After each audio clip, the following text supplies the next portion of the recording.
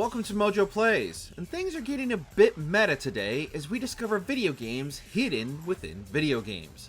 Christopher Nolan's got nothing on these inceptions.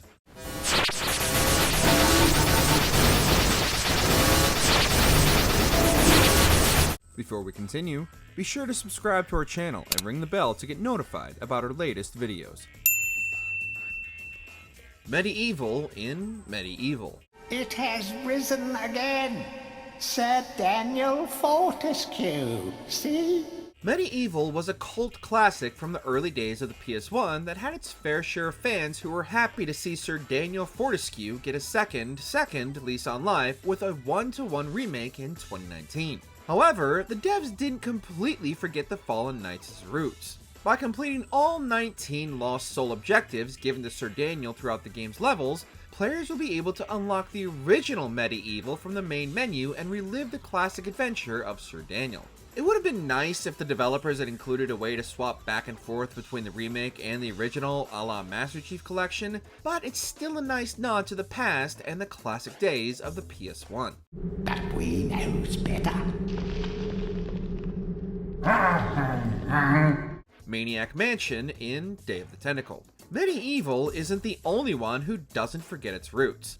During the height of LucasArts as a point-and-click adventure comedy powerhouse, Tim Schafer and his team delivered a follow-up to their classic Maniac Mansion with Day of the Tentacle. Hidden in plain sight, players can access a computer hidden in the back of Ed's room and can then play the full version of Maniac Mansion.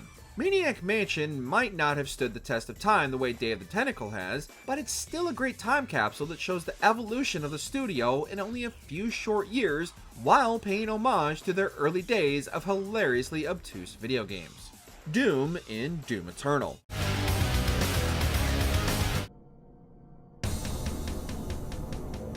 The phrase "can it run Doom" has become a meme at this point, with die-hard fans getting the classic FPS to run on everything from a refrigerator to a pregnancy test, and clearly the devs took notice and answered the question of, can Doom run Doom?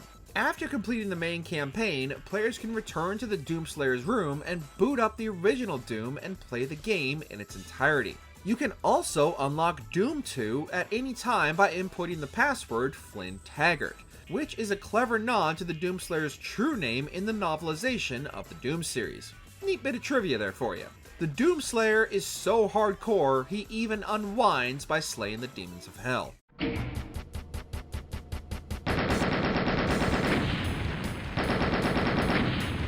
Indiana Jones and the Fate of Atlantis in Indiana Jones and the Staff of Kings. Es ist ein Fehler. Ich kann erklären, bitte.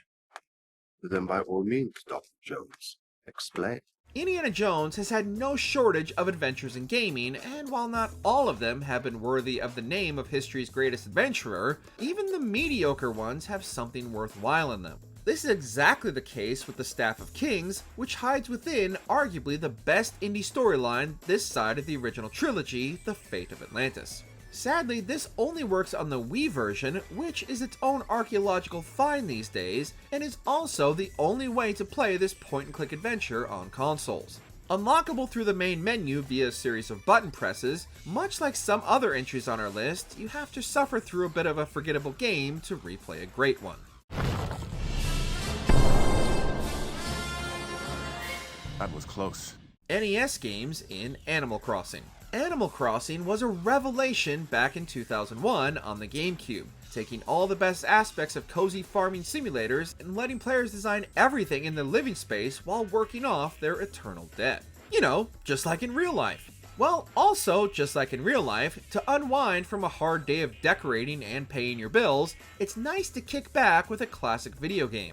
Within Animal Crossing, players could find, collect, or be gifted more than a dozen classic NES games, which were playable within Animal Crossing itself, such as Punch-Out!, The Legend of Zelda, Donkey Kong, Excitebike, and more. The Nintendo of today would never give these classics away for free. We truly had no idea how good we had it back then. Geometry Wars in Project Gotham Racing 2.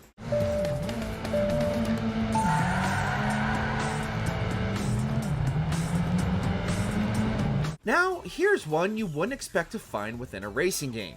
Project Gotham Racing is most well known for its arcadey racing with a focus on driving stylishly to build up kudos points from completing specific challenges, but there's something else hidden in the game that has taken on a life of its own outside of the critically acclaimed racing series. Hidden in the back of the garage is an arcade cabinet which players can access called Geometry Wars, a retro-inspired space shooter that proved so popular it arguably outlived the series it started in, with Geometry Wars 2 becoming one of the most downloaded games on Xbox Live Arcade and a franchise spanning 5 entries.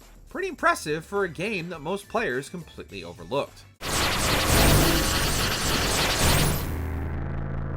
Atari games in Call of Duty Black Ops 2. One of the few times a developer advertised their hidden games, as this was originally a pre-order bonus before eventually being made available for the masses. Simply knowing the games exist is only half the challenge of unlocking them. While on the Nuketown 2025 map, players need to find and shoot the heads off of every single mannequin within the level in under 2 minutes, which is sure to take multiple attempts to find the best path as well as every single mannequin.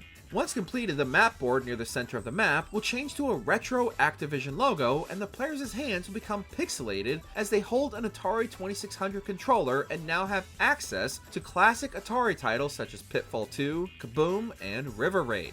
Even more surprising is how well some of these games managed to hold up after all these years. OG Ninja Gaiden trilogy in Ninja Gaiden Black. Ninja Gaiden Black is rightfully remembered for its tough but rewarding combat, but for those who only grew up playing the modern Ninja Gaiden series, they have no idea what punishment is. To even earn the privilege of reliving the classic NES Ninja Gaiden trilogy, players will need to track down 50 golden scarab collectibles hidden throughout the game, which can be just as challenging as the base game itself. After finding and collecting all 50 scarabs, you will then need to find the hidden arcade Ninja Gaiden item and can then relive the glory days of sprite-based violence and endless restarts thanks to the game's endlessly spawning ninjas. We never said it was fun, just neat. Virtua Fighter 5 Final Round in Yakuza 6. Knockout!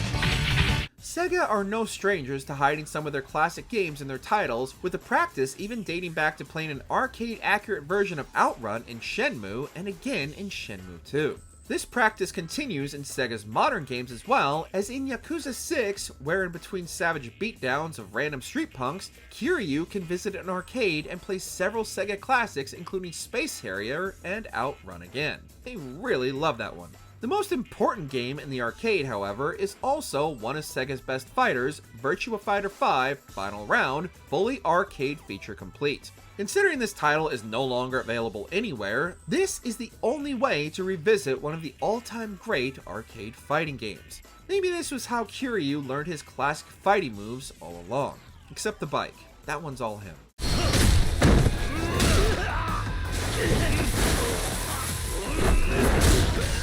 TimeSplitters 2 in Homefront: The Revolution. Homefront: The Revolution, a sequel to a mediocre first-person shooter released in 2011 that does its best Red Dawn impression and imagines a future in which North Korea invades the United States, would have been yet another forgettable FPS had it not been for one secret hidden within the game. Found in the hideout, players can play the first 2 levels of TimeSplitters 2, originally released back in 2002 and widely considered one of the best first-person shooters of the era. While this would have been cool enough, the devs let fans know there was a code to unlock the entire game, and in 4K no less, which immediately prompted hacker Lance McDonald to find the code and release it for everyone to enjoy. You just have to suffer through a bit of a bland FPS to play a better one. A small but worthy sacrifice. What was your favorite game within a game? Share your favorites in the comments below. Did you enjoy this video? Check out these other clips from MojoPlays, and be sure to subscribe and ring the bell to be notified about our latest videos.